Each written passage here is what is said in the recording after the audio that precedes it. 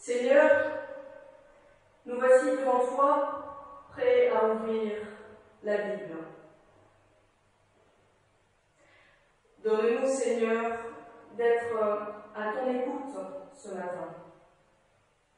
Accorde-nous la grâce du silence intérieur pour que ta parole nous rejoigne, qu'elle parle à notre cœur.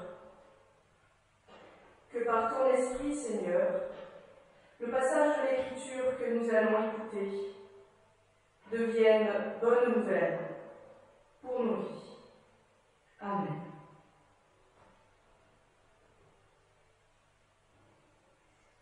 La lecture que je vous propose aujourd'hui se situe dans l'Évangile selon Luc, au chapitre 19, les versets 1 à 9.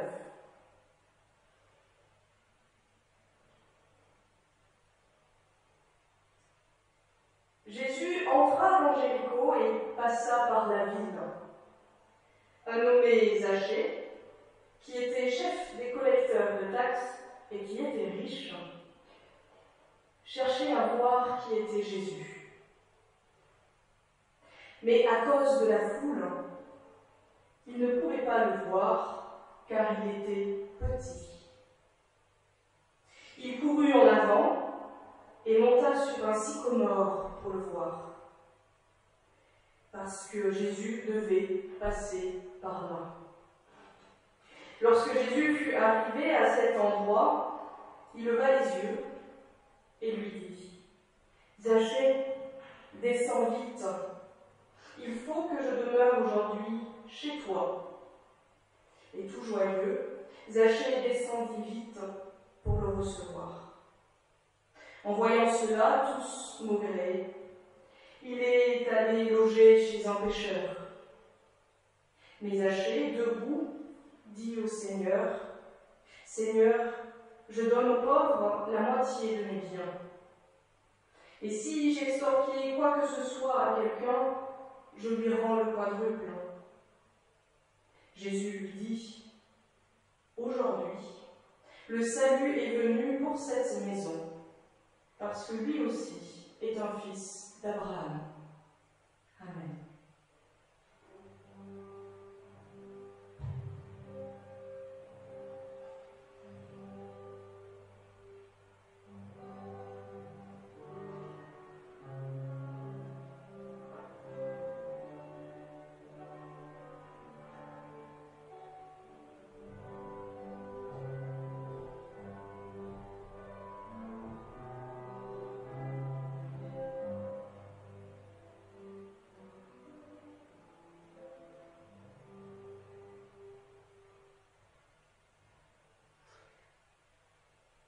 Vous est-il déjà arrivé de venir à un événement juste pour voir, et qu'au final, ce juste pour voir se transforme en allons-y?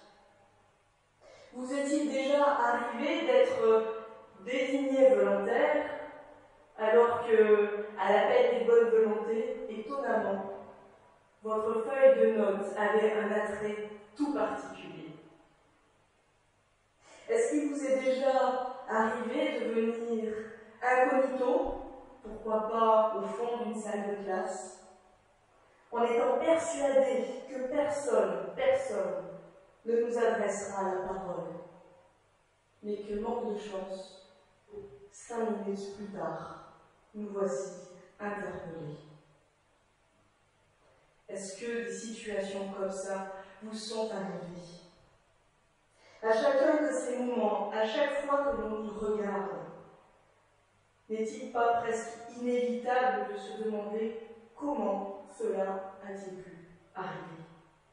Comment j'ai pu dire oui? Qu'est-ce qui m'est passé par la tête? Ou bien encore, pourquoi j'ai hésité? Pourquoi j'ai hésité tant de temps pour dire oui?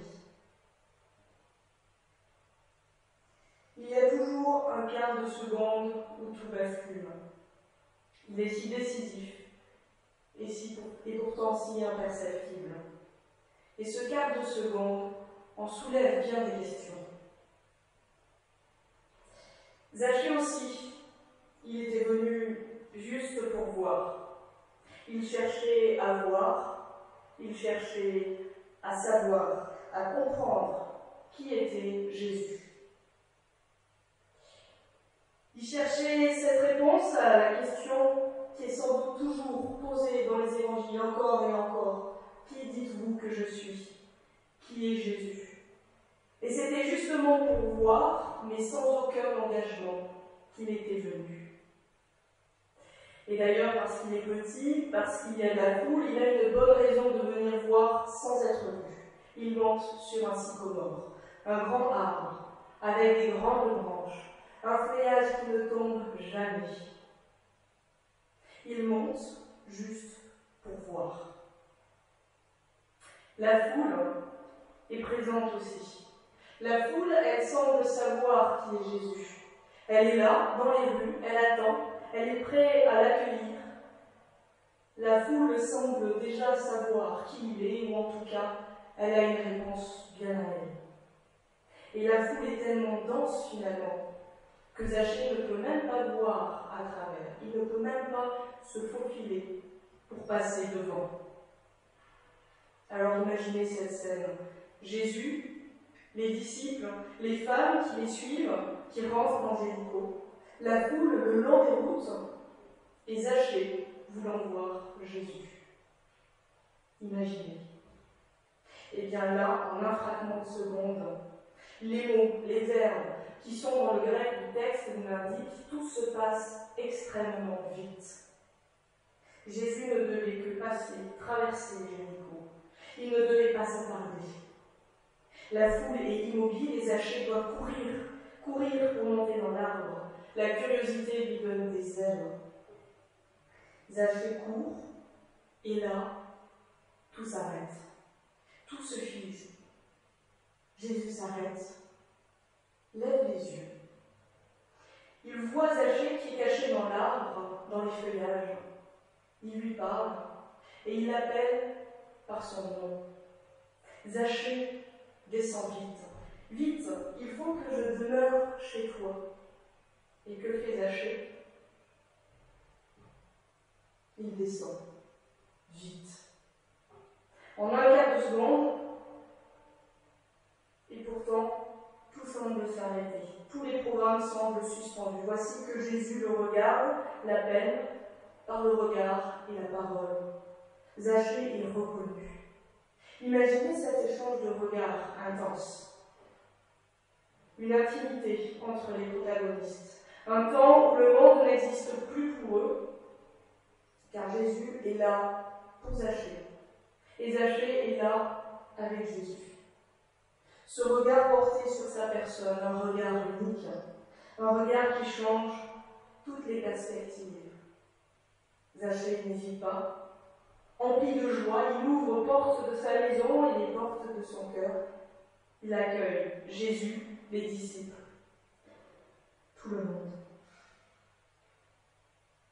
L'invitation que Jésus fait est à l'impératif. Zachée, descends vite. L'invitation est une interpellation, une convocation au sens étymologique du terme, un appel à être avec, à être ensemble. Et Jésus ne convoque pas une foule, Jésus convoque dans un vis-à-vis. Il convoque chacun et chacune d'entre nous à être avec lui. Il convoque individuellement, préférant la rencontre personnelle plutôt que l'anonymat des grandes foules. Il préfère le bouleversement d'un cœur plutôt que l'effusion des groupes. Au début du texte, Zachée est présenté par son nom, sa profession, sa condition sociale. Tout y est. Tout est indiqué pour nous aider à le pousser, le mettre dans des cases. Aujourd'hui encore, ce réflexe, nous l'avons. Nous demandons le nom de famille, la profession. En France, on ne demande peut-être pas le solde du compte en banque, mais souvent les diplômes obtenus. Nom, profession, conditions sociales. Voilà les éléments qui nous indiquent, bien malgré nous, les relations que l'on devrait avoir les uns avec les autres. Ce qu'on va demander, ce qu'on va proposer, ce que l'on attend. Et le comportement de la foule n'est pas si éloigné que ça. En reprochant un comportement à Zachée, ou ce qu'elle perçoit finalement de son comportement, la foule ne prend pas le temps de savoir, de le rencontrer, de l'écouter, de le découvrir. Mais voilà, chers amis, pour Jésus, pour le Christ, pas de profession, pas de condition sociale, pas de nom de famille, seulement le prénom a de l'importance pour l'appel. Pour que nous nous reconnaissions, nous-mêmes, concernés dans cet appel. Donc il ne s'agit pas d'un « et toi là-bas, au fond, toi oui, le chacun ». Non. La convocation est formulée de manière à ce qu'on ne peut pas douter, on ne peut pas se dire « c'est pour le voisin ». L'invitation est nominative, le vis-à-vis, la parole comme le regard est intimiste. L'invitation touche tellement au profond de nos questionnements, de nos recherches, qu'elle ne nous laisse jamais indifférents. Le cours normal de l'existence est bouleversé. Au détour d'un carrefour de rue, au détour d'une conversation, au point que tout ça transforme notre existence. Ce vis-à-vis individuel, oui, ce qui bouleverse nos vies, ce qui fait sens pour nous, ne fait pas forcément sens pour notre prochain, notre voisin, notre voisine. Et pourtant, pour nous, pour chacun d'entre nous, il y a toujours une parole qui bouleverse. Alors nous aussi, un jour, nous sommes venus pour voir. Nous sommes venus pour chercher. À l'école biblique, au catéchisme, aux conférences, au fond du temple, juste pour voir, juste pour chercher, surtout pas pour faire. Nous étions venus pour voir jusqu'au moment où, dans notre existence, en un quart de seconde, ce vis-à-vis avec le Christ a surgi. Cette parole, descends vite, ce soir je loge chez toi. Cette parole se fait entendre. Ce vis-à-vis, ce regard du Christ, alors souvent on dit, ce regard qui tue, mais qui ressuscite. Ce regard tellement bouleversant que, bien des fois, on aimerait l'oublier. On aimerait faire comme si, surtout, on ne l'avait pas croisé.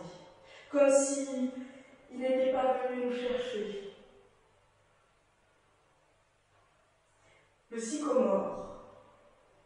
Le sycomore est un arbre qui fut longtemps utilisé comme symbole.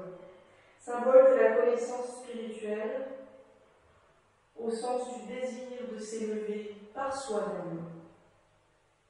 Zachée, étymologiquement, c'est celui qui est innocent. Zachée, chercher à savoir. Et pour cela, il est monté dans un sycomore. Aujourd'hui, nous aussi, dans notre innocence, nous ne cessons de monter, de remonter dans nos sycomores. Lorsqu'on veut savoir, lorsqu'on veut une réponse à nos questionnements de sens, notre réflexe est peut-être trop souvent de se documenter, d'étudier, de lire, de monter sur nos échelles pour aller plus vite, pour prendre de la hauteur, pour avoir une vision d'ensemble, au point que l'on nous dirait presque la nécessité de la rencontre et de l'échange avec un autre. Nous prenons très facilement de la hauteur, nous faisons des études, des plans, des plannings. Il n'y a plus qu'à, après, il n'y a plus qu'à faire. Ou peut-être on peut trouver quelqu'un pour faire. Ou peut-être qu'on peut rester là-haut parce qu'il faut bien quelqu'un pour voir l'ensemble de haut. Pendant des années, pendant des siècles, il fallait d'abord, avant de faire la théologie, il fallait d'abord étudier les sciences et les arts. Avant d'ouvrir une Bible et de la lire, il fallait d'abord avoir étudié. Avant de s'engager dans l'Église, il fallait d'abord avoir un certain âge. Avant de faire sa confirmation, il fallait d'abord passer un examen. Alors oui, il est nécessaire de monter dans les sycomores, de prendre de la hauteur, mais comme Zachée, nous sommes appelés à descendre. Y rester, c'est oublier ce regard du Christ, qui perce notre propre regard, qui va jusqu'au fond du cœur pour aller chercher, raviver cet élan de vie, cette soif de sens, ce regard qui tue et qui ressuscite. C'est oublier ce regard du Christ, cet appel nominatif fait à chacun et à chacune. Descends vite. Le Christ nous appelle à descendre de nos sycomores, à arrêter de venir juste pour voir. Il nous appelle à chercher activement. Et cette recherche débute par l'ouverture du cœur, par le partage et la joie. Comme Zachée, toutes et tous enfants de Dieu que nous sommes, enfants d'Abraham, nous sommes connus, reconnus par notre prénom, celui qui est dans notre cœur et qui fait sens dans nos vies quand il est appelé.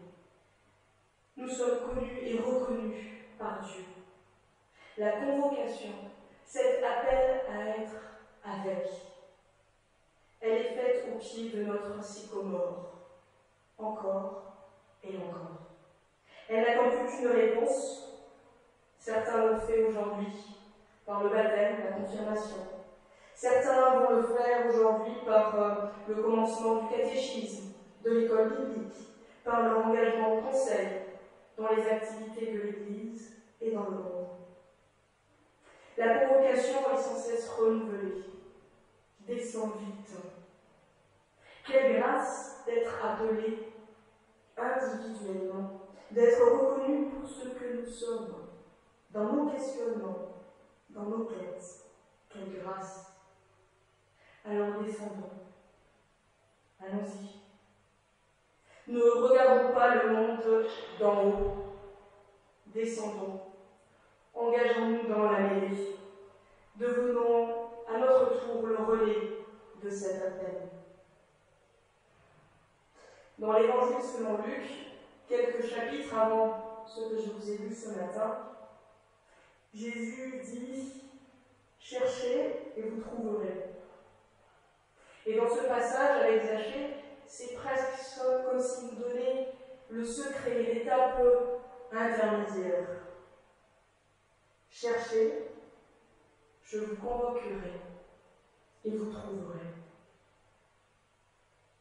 Zachée a croisé le regard qui ressuscite et il l'a trouvé.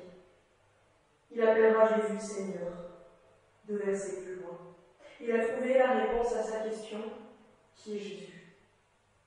Nous aussi, nous cherchons, comme celles et ceux qui sont venus pour voir aujourd'hui, et qui, je l'espère, trouveront une réponse. Comme celles et ceux qui ont suivi le caté, qui ont demandé le baptême, leur confirmation de baptême. Comme celles et ceux qui sont venus pour écouter et qui se sont engagés. Trouver, c'est pas la fin du chemin, c'est le début. En entrant dans la maison de Zachée, en entrant dans notre maison, dans notre existence, dans le cœur de chacun et de chacune, cette bonne nouvelle, cette parole de vie que l'on accueille, emplie d'une joie qui est bien spécifique. Elle devient raison d'être, de croire, d'agir. Elle devient une raison de vivre, de témoigner, de s'engager à notre tour. Le Christ, en venant à notre rencontre, à la rencontre du monde, n'a de cesse d'apporter une parole de vie et d'espérance dans nos cœurs. Il n'a de cesse de nous convoquer à la joie et au repos. Il n'a de cesse de nous convoquer sur un chemin de vie, d'engagement, de partage. Y aurait-il une condition? Descendre du sycomore. Le Christ invite. Et quand il invite, il vient jamais seul. Il est présent en nous, autour de nous, par les milliers de visages que l'on croise. La rencontre se fait entre quatre yeux dans ce vis-à-vis avec lui. Mais les festivités se font en groupe, en communauté, dans la joie partagée. Y a-t-il une condition? Descendre du sycomore, ouvrir notre cœur, nos maisons, se retrouver et partager. Aujourd'hui, c'est le culte de rentrée, le grand culte de l'Église protestante unie de Montpellier et agglomération. Pour parler de rentrée, eh bien, ça veut dire que ce lieu, cette communauté, est notre maison. Rentrer, c'est se retrouver dans la joie et le partage. Rentrer aujourd'hui, c'est se réjouir des engagements, des aboutissements, des débuts de cheminement pour les uns et pour les autres. Nous voici rentrés dans cette maison, dans cette communauté qui n'attendait que notre retour. Nous voici rentrés, appelés par celui qui nous a convoqués, appelés à descendre du sycomore. Car oui, remonter, rester dans ce sycomore, c'est tellement, tellement plus rassurant. Alors, l'entendez-vous? L'entendez-vous encore? Ce Christ au mille et un visages continue à nous appeler à descendre du sycomore pour aller avec lui, pour s'engager avec lui dans le quotidien. Où qu'on aille, à travers un visage, un événement, un signe, il renouvelle sans cesse sa convocation à descendre de l'arbre, à ouvrir nos cœurs, à rencontrer et à accueillir.